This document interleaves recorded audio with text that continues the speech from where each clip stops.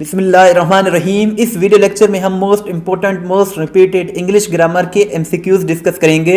इसके साथ साथ ये भी डिस्कस करेंगे कि ग्रामर की तैयारी कैसे करें और कहां से करें। इस वीडियो लेक्चर की पीडीएफ भी अवेलेबल है, एंड तक लाजमी देखिएगा, यकीनन आपको बहुत कुछ सीखने को मिलेगा। फर्स्ट क्वेश्चन कुछ इस तरह से है, a man attacked dash her with a sword.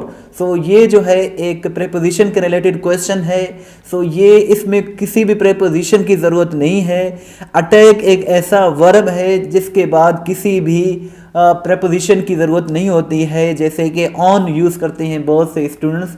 A man attacked on her नहीं होगा, ये सेंटेंस यही कंप्लीट है। A man attacked her with a sword, यानी कि एक आदमी ने उस पर स्वॉर्ड से, खंजर से हमला किया, अटैक किया। सो यहाँ किसी प्रेपोजिशन की ज़रूरत नहीं है, अटैक के बाद ऑन का यूज़ नहीं किया जाता। नेक्स्ट क्वेश्चन है, dash the help of my mother I finish the homework quickly, यानी कि यहाँ खाली जगह में विद आएगा, with the help of my mother I finish the homework quickly, यानी कि मैंने अपनी माँ की मदद से अपना होमवर्क जल्दी से कंप्लीट किया है। So with the help of, ये एक जो है फ्रेज है जिसका मतलब होता है किसी की मदद से, किसी की रहनुमाई से। आगे बढ़ने से पहले छोटी सी रिक्वेस्ट है कि चैनल को ज़रूर सब्सक्राइब करें, वीडियो को लाइक और शेयर ज़रूर करें। इस तरह की वीडियोस हम डेली बेसिस पर बनाते रहते हैं।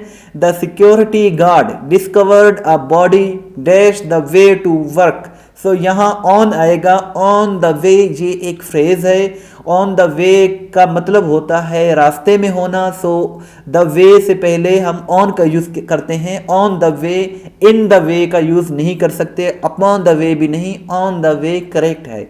डू इट एट वंस, सो ये एक्टिव का सेंटेंस है, इसको पैसे में बनाएंगे, let it be done at once, इस तरह ये पैसे में बन सकता है।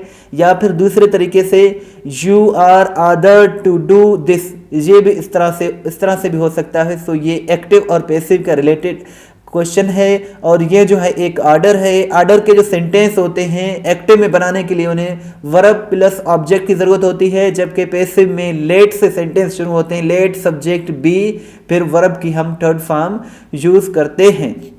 नेक्स्ट क्वेश्चन कुछ इस तरह से है, identify the modal verbs in the following. So ये भी एक रिसेंटली क्वेश्चन पूछा गया था। Can, could, may, shall, should, will, इस तरह के जो वर्ड्स हैं ये मोडल वर्ब्स कहलाते हैं, ये मोडल वर्ब्स ही होते हैं। The staff quickly responded to the alarm, here the word staff is a. So यहाँ जो ये एक वर्ड है स्टाफ, इस सेंटेंस में ये कौन सा नाउन है, यानी कि कॉमन नाउन है, प्रॉपर नाउन है, या फिर कलेक्टिव नाउन है। सो यहाँ एक कलेक्टिव नाउन है स्टाफ, क्योंकि स्टाफ एक ऐसा वर्ड है जो एक बंदे से स्टाफ नहीं बनता, एक से ज़्यादा हो, मिलकर हो, कलेक्टिव हो, उन्हें हम कलेक्टिव नाउन कहते हैं। जैसे कि team, forest, police, staff, people, audience, class, etc, ऐसे वर्ड्स जो होते हैं इन्हें हम कलेक्टिव नाउन कहते हैं, और ये एक से ज़्यादा बनते हैं, एक से ज़्यादा जब हों। जैसे टीम है तो अब एक बंदे की टीम नहीं बनती, एक से ज़्यादा हो। या फिर जैसे फॉरेस्ट कहते हैं जंगल को, तो एक दरख्त लगा हुआ हो तो आप उसे जंगल नहीं कहते, एक से ज़्यादा दरख्त हों तो उसे हम जंगल कहते हैं, फॉरेस्ट कहते हैं। सो इस तरह के वर्ड्स को इंग्लिश ग्रामर में कलेक्टिव नाउन कहा जाता है। What is she doing outside? Here the word outside is an. सो यहाँ से लेकर यहाँ तक ये जो एक सेंटेंस है, What is she doing outside, वो बाहर क्या कर रही है। सो यहाँ एक वर्ड दिया गया है outside, ये कौन सा एडवर्ब है। सो ये एडवर्ब ऑफ प्लेस है। एडवर्ब ऑफ प्लेस ऐसे वर्ड्स होते हैं जैसे इनसाइड, आउटसाइड, डाउन, अराउंड, इस तरह के जो वर्ड्स होते हैं इन्हें एडवर्ब ऑफ प्लेस कहा जाता है। Choose the correct possessive pronoun from the following. Possessive pronoun, mine जो है एक पजेसिव प्रोनाउन है, और दूसरे वर्ड्स हैं जैसे यूअर्स जिसके आखिर में एस है, हर्स इसके आखिर में भी एस है, इसके आखिर में भी हर्स, डियर्स इसके आखिर में भी एस है। सो इस तरह के जो वर्ड्स होते हैं इन्हें पजेसिव प्रोनाउंस कहा जाता है। A word modifying an adverb is called, so ऐसा वर्ड, ऐसा अल्फाज जो एक एडवर्ब को मॉडिफाई करे उसे एडवर्ब ही कहा जाता है, क्योंकि एडवर्ब के पास इतनी पावर है कि ये एडवर्ब को ही, दूसरे एडवर्ब को ही मॉडिफाई कर सकता है। जैसे कि एक सेंटेंस है, प्लीज वर्क केयरफुली, यानी कि ध्यान से काम करें। प्लीज वर्क वेरी केयरफुली, तो यहाँ वेरी भी एक एडवर्ब है, केयरफुली भी एक एडवर्ब है। सो इस तरह एडवर्ब को एडवर्ब ही मॉडिफाई कर सकता है। इस वीडियो लेक्चर को देखने के बाद testpoint.pk विजिट करके अपना टेस्ट ज़रूर लें, ये आपके लिए यूजफुल रहेगा। He was find last week, उसे गुज़िश्ता हफ्ते जुर्माना किया गया। किस वजह से? फॉर कमिंग लेट, लेट आएगा यहाँ पे, लेट ली नहीं आएगा। लेट का मतलब होता है ताखीर से या देर से आने पर। गुज़िश्ता हफ्ते उसे जुर्माना किया गया, फाइन किया गया।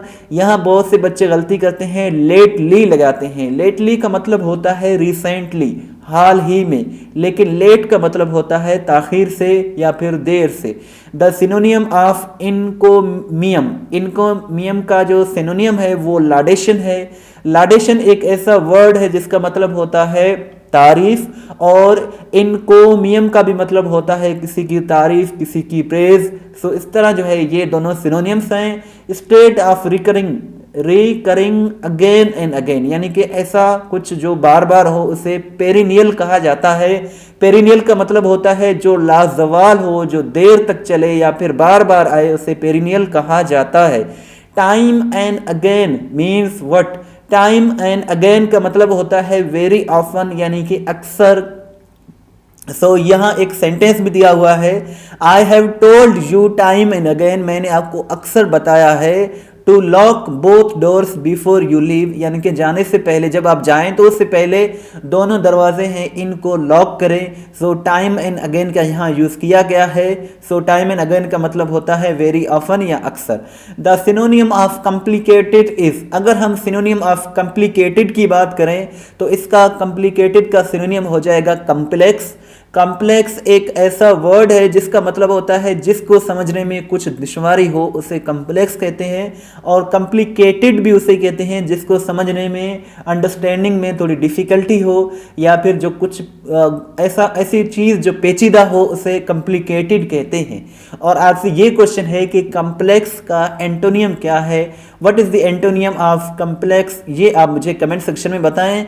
The idiom cat and dog life means what? So ये एक इडियम है, कैट एंड डॉग लाइफ। इसका मतलब होता है लाइफ फुल ऑफ करल्स। करल्स कहते हैं झगड़ों को। सो ऐसी ज़िंदगी जो लड़ाई झगड़े वाली ज़िंदगी हो, जिल्लत भरी ज़िंदगी हो, उसे कहते हैं cat and dog life. The doctor prescribed some tablets for her. यहाँ एक सेंटेंस है दा से लेकर हर तक। इसमें कह रहा है कि प्रेस्क्राइब जो है क्या है? ये एक वर्ब है। द डॉक्टर प्रेस्क्राइब्ड, तो यहाँ एक एज ए वर्ब ये काम कर रहा है। प्रेस्क्राइब एक ऐसा वर्ड है जिसका मतलब होता है किसी को मशवरा देना, तजवीज़ देना या कोई नुस्खा बताना। तो ये एक यहाँ वर्ब है। The antonym of criticize is, so criticize का मतलब होता है किसी पर तनकीद करना, मलामत करना, और प्रेस का मतलब होता है तारीफ करना। और दूसरा वर्ड मैं बता चुका हूँ लाडेशन। लाडेशन का भी मतलब होता है, लाड का भी मतलब होता है तारीफ करना। सो इस तरह जो है आप सिनोनियम्स और एंटोनियम्स ज़रूर याद रखें। Find out superlative degree of sad. Sad एक एडजेक्टिव है और एडजेक्टिव की डिग्रीज होती हैं। अब ये एक पॉजिटिव डिग्री है सैड, इसकी सुपरलेटिव डिग्री क्या होगी अब हम देखते हैं। ये एक एडजेक्टिव है, इसकी पॉजिटिव डिग्री सैड है और कंपैरेटिव डिग्री सैडर है, और सुपरलेटिव डिग्री जो है वो है saddest. Saddest is the correct answer.